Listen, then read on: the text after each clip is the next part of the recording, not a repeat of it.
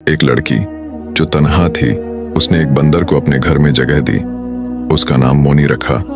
उसे बातें की, उसे दोस्त बनाया।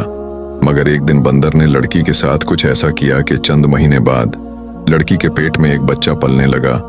गांव वाले हंसे, ताने दिए, मगर उसके पास कोई जवाब ना था, क्योंकि उसने कभी किसी इंसान को छुआ तक न था। क्या ये वाकई बंदर का बच्चा था? इसका राज जानने के लिए पूरी कहानी सुने। ये दास्तान चंद्रपुर के एक खामोश मगर पुरस्रार गांव की है, जहां हर साया एक राज छुपाए हुए था, जहां न शहर की चमक थी न जिंदगी की रफ्तार। पहाड़ियों के दामन में बसा यह गांव हरियाली से ढका कुदरती खामोशी में लिपटा हुआ था। इसी गांव के कोने में एक झोंपड़ी थी, जहां रहती थी महक, एक सादा दिल, तन्हा और खामोश लड़की।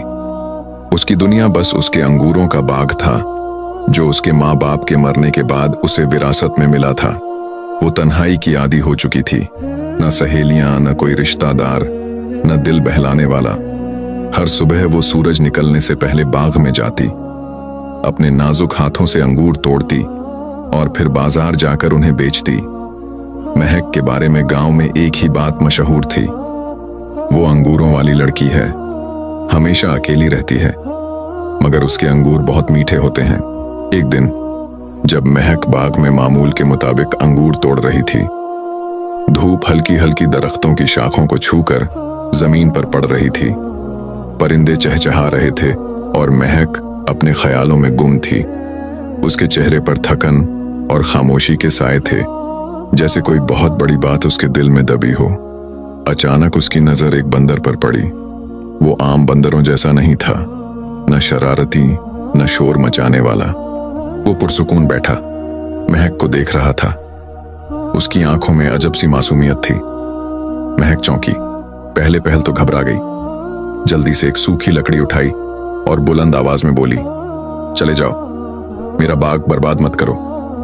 लेकिन बंदर वहीं बैठा रहा। उसकी आंखों में खौफ नहीं, दर्द छुपा था।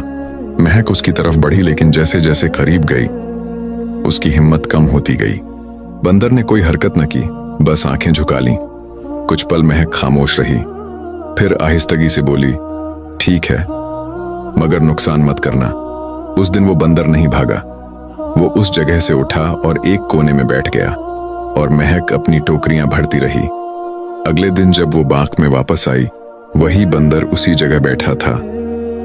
अब की बार वो हैरान हुई, मगर डरी नहीं।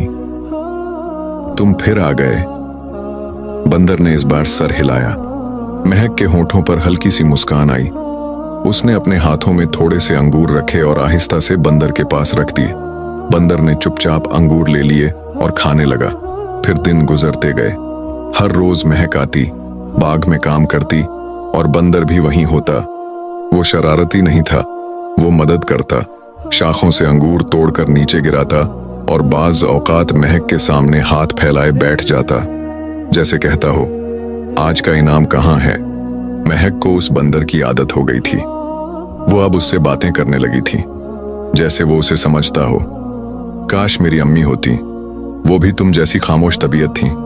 बंदर सब कुछ सुनता रहता और अपनी आंखों से जवाब देता, कभी हल्का सा सर हिलाता, कभी ठंडी सांस लेता। महक को उसके साथ सुकून मिलने लगा। कुछ हफ्तों बाद एक दिन बारिश शुरू हो गई। महक भागती हुई झोंपड़ी की तरफ जा रही थी कि उसने पीछे मुड़कर देखा। बंदर अभी भी बाग में था। वो तन्हा भीग रहा था।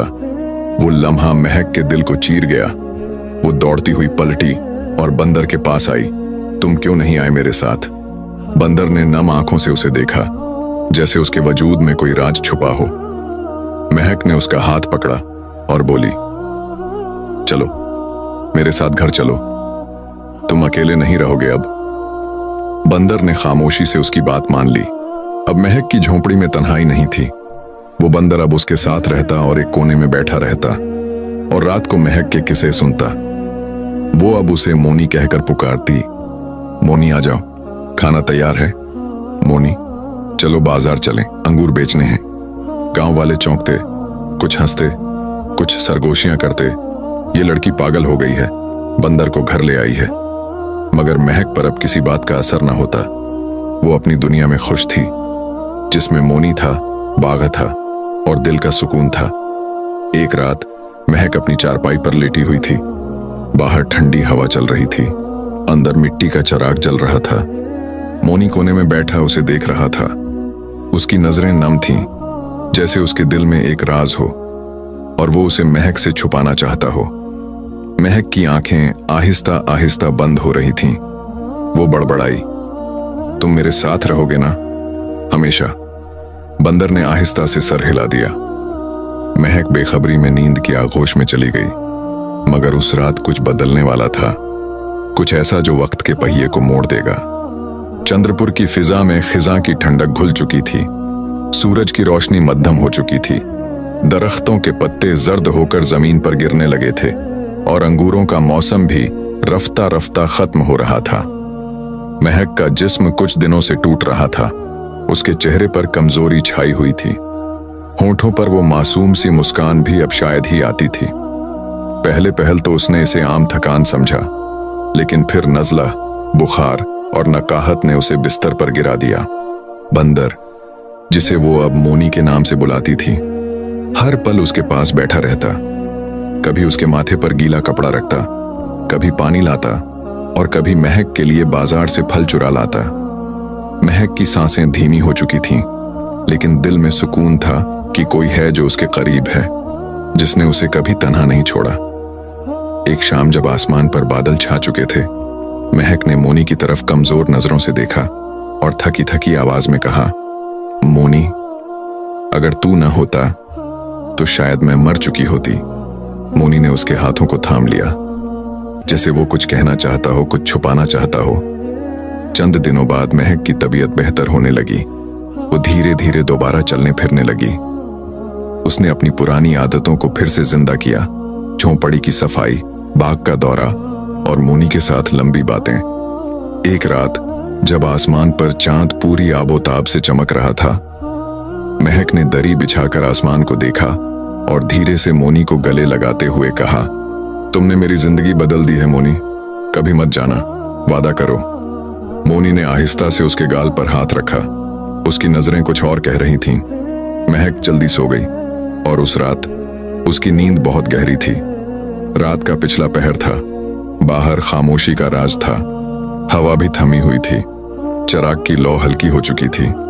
महक गहरी नींद में थी, शायद किसी ख्वाब में या फिर किसी ऐसी हकीकत में जिसका उसे कोई इल्म न था। मोनी उसके करीब आया। उसकी आंखों में कुछ बदला बदला सा था। उसकी हरकत इंसानों से मिलती जुलती हो चुकी थी। उसने महक की पेशानी पर हाथ रखा और फिर कुछ ऐसा किया जिसका महक को एहसास तक न हुआ। सुबह महक की आंख खुली तो बदन थका हुआ था, जैसे वो लंबी मुसाफत तय कर चुकी हो। उसने कुछ महसूस तो किया, मगर इसे कोई खास अहमियत न दी। उसका दिल फिर भी मुतमईन था। मोनी उसके पास था, वो तन्हा नहीं थी। महीने गुजर गए। वक्त खामोशी से गुजरता गया, जैसे कोई गहरा राज बहता हुआ नीचे जा रहा हो। महक को अब कुछ अजीब सा महसूस होने लगा था। उसके जिस्म में तब्दीलियां आ रही थीं। सुबह सुबह मतली, कमजोरी और सीने में बेचैनी। पहले तो उसने समझा शायद दोबारा बीमारी आ गई है। फिर एक दिन वो अचानक बेहोश हो गई। गांव के एक हकीम को बुलाया गया। वो पुराना और तजुर्बेकार तबीब था। उसने नब्ज चेक की, महक की हालत देखी और कुछ देर के बाद सन्नाटे में एक जुमला कहा, तुम मां बनने वाली हो। महक के कानों में जैसे जलजला आ गया हो। क्या कहा आपने? तबीब ने नरमी से कहा। हाँ बेटी, तुम हामिला हो। 4 माह का वक्त गुजर चुका है। महक की जबान खुश्क हो गई, सांस रुकने लगी।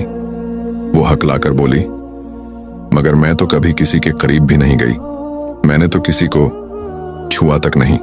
तबीब खामोशी से उसे देखता रहा और फिर सिर्फ इतना कहा, कभी कभी तकदीर वो लिख देती है जो अक्ल भी ना समझे। महक घंटों आईने में अपने आप को देखती रही। उसके हाथ बार बार पेट पर जाते, आंखों में आंसू, दिल में जख्म और दिमाग में एक ही सवाल, ये बच्चा किसका है?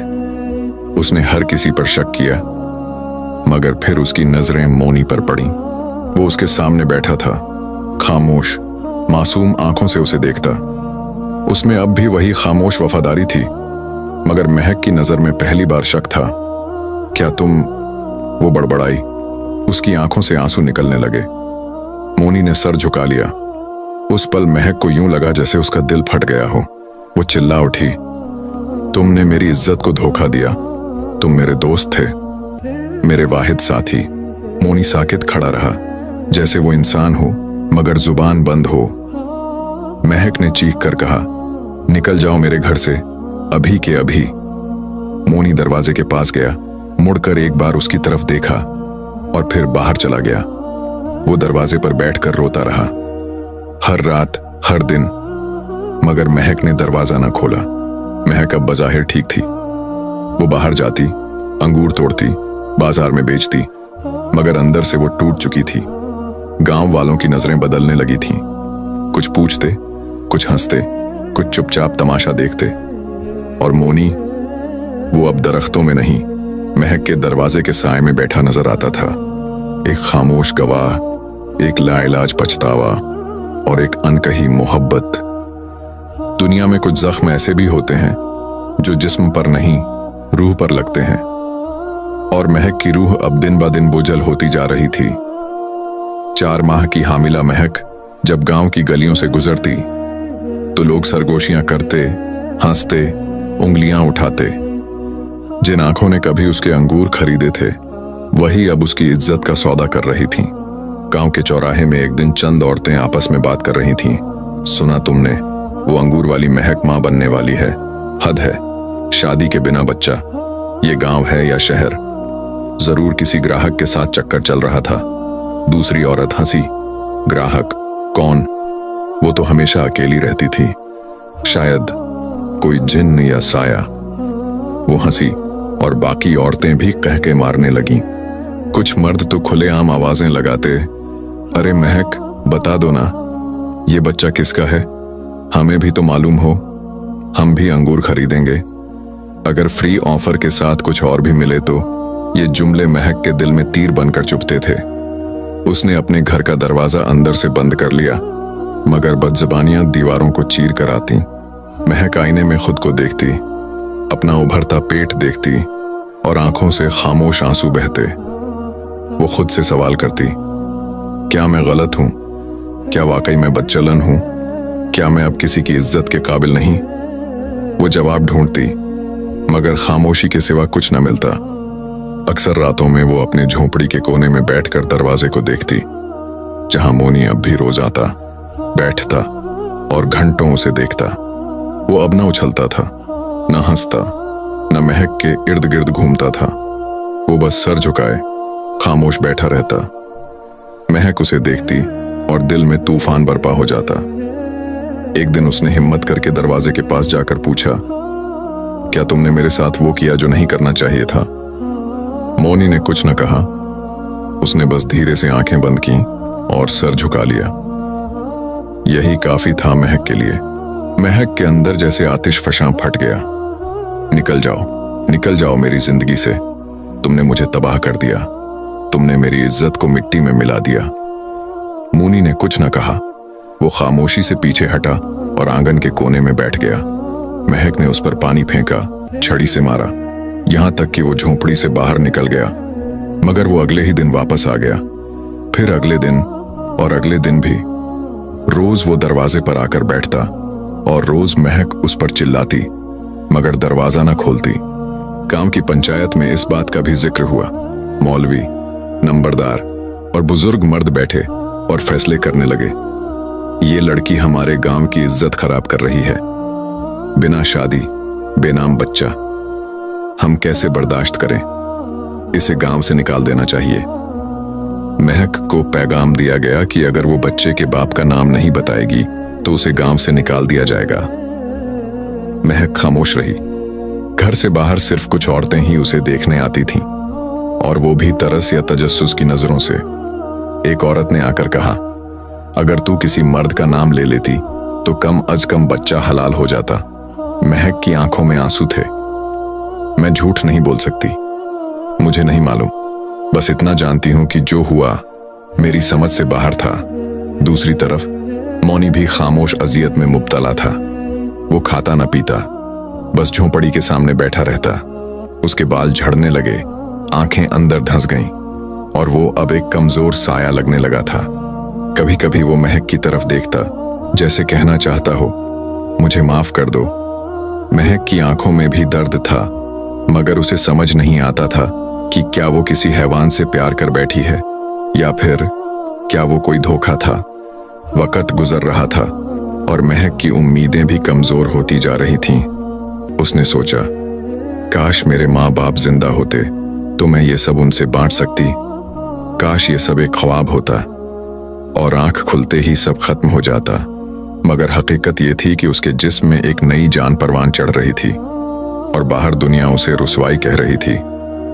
महक अब एक नई दुनिया में दाखिल हो चुकी थी, एक ऐसी दुनिया जहां उसके आसपास सिर्फ सवाल थे, जवाब नहीं, सिर्फ जख्म थे, मरहम नहीं और सिर्फ साए थे, रोशनी नहीं।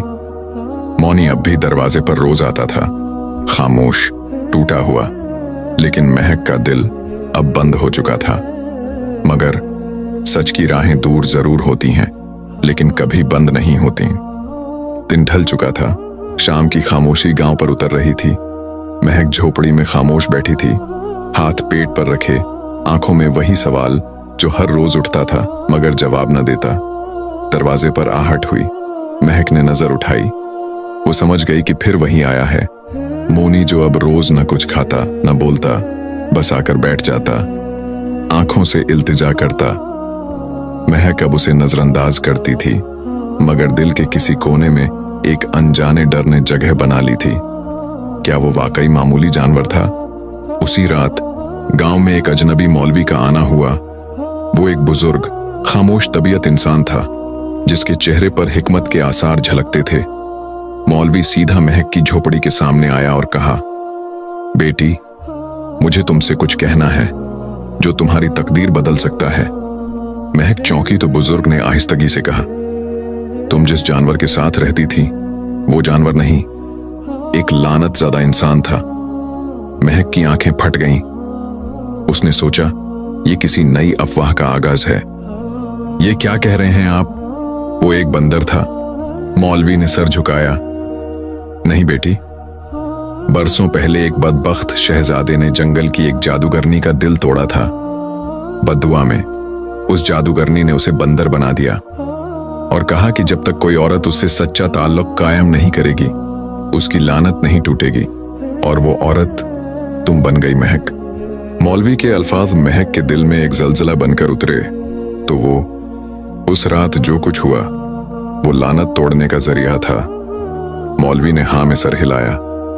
वो मुजरिम नहीं था, मजबूर था, और शायद उसके दिल में मोहब्बत भी जन्म ले चुकी थी। तभी वो पलट कर रोज आता रहा। महक की सांसें भारी हो गईं। उसने दरवाजा खोला और उस तरफ देखा जहां मोनी हर रोज बैठा करता था। लेकिन आज वहां मोनी नहीं, बल्कि एक खूबसूरत नौजवान खड़ा था। सफेद लिबास, सादा चेहरा, आंखों में नमी और लरजती आवाज। महक, मैं वही हूं, वही जिसे तुमने मोनी कहा था, वही जिसे तुमने अपने घर में जगह दी और दिल में भी। मैं इंसान हूं। तुम्हारे सच और लम्स ने मुझे लानत से आजाद कर दिया। महक साकित खड़ी रह गई। महक के लब्बों से बमुश्किल अल्फाज निकले। तुमने मेरी जिंदगी बर्बाद की, मेरी इज्जत को खाक में मिला दिया, और अब आकर कहते हो कि तुम मुझसे मोहब्बत करते हो। नौजवान ने जमीन पर घुटने टेक दिए। मैं जानता हूं कि तुम्हें अजियत दी, मगर जानबूझकर नहीं। मैं सिर्फ जिंदा रहने का एक मौका चाहता था। तुम वो वाहिद शख्स थीं जिसने मुझे जानवर समझकर भी मोहब्बत दी, और अब जब मैं इंसान बन गया हूं, मैं तुम्हें खोना नहीं चाहता। अगली सुबह पूरा चंद्रपुर गांव हैरत में डूबा हुआ था। लोगों ने जब देखा कि महक के दरवाजे पर एक अजनबी खूबसूरत नौजवान खड़ा है, और वही महक जिसे कल तक रुस्वा किया जा रहा था, आज उसके साथ सर उठाकर खड़ी है, तो हर जबान बंद हो गई। मौलवी ने गांव के मजमे में सबको बताया, तुम सबने जो समझा वो गलत था। जिसे तुम बंदर कहते रहे वो इंसान था। तुमने महक को गुनाहगार समझा, मगर वो तो किसी के मुकद्दर की रोशनी बनी। गांव की औरतें शर्मिंदा हो गईं, मर्दों ने नजरें झुका लीं। महक ने एक नजर उन सब पर डाली और कहा, तुम सब ने मुझ पर जुल्म किया, मगर मैं किसी का हिसाब नहीं मांगती, क्योंकि मेरी मोहब्बत वापस आ गई है। चंद दिन बाद महक और वो नौजवान, जिसका नाम अब जाहिद रखा गया, का निकाह महक से हुआ। मौलवी ने निकाह पढ़ाया। गांव वाले बतौर गवाह शामिल हुए। वही लोग जो कल तक ताना देते थे, आज महक के लिए दुआ मांग रहे थे। निकाह के बाद जाहिद ने महक का हाथ थामा और कहा, तुमने मुझे आजादी दी, मैं तुम्हें जिंदगी दूंगा। महक की आंखों में आंसू थे, मगर उनमें अब दर्द नहीं, खुशी छुपी थी। कुछ महीने बाद महक ने एक खूबसूरत बच्चे को जन्म दिया। गांव में पहली बार किसी गैर शादीशुदा मां के बच्चे को इतनी इज्जत मिली थी। बच्चा उस बंधन की निशानी था जिसमें मोहब्बत, कुर्बानी और माफी का रंग था। जाहिद रोज अंगूरों के बाग में काम करता, महक उसके साथ साथ रहती। वो झोपड़ी अब भी वही थी, मगर उसमें अब तन्हाई नहीं, मोहब्बत बसती थी। शाम का वक्त था। सूरज की नारंगी रोशनी अंगूरों पर चमक रही थी। महक और जाहिद अपने बच्चे को लेकर बैठे थे। जाहिद ने आहिस्तगी से कहा, तुमने मुझे तन्हाई से निकाला और लानत से आजाद किया, अब हम हमेशा साथ रहेंगे। महक ने उसका हाथ थामा और मुस्कुरा दी।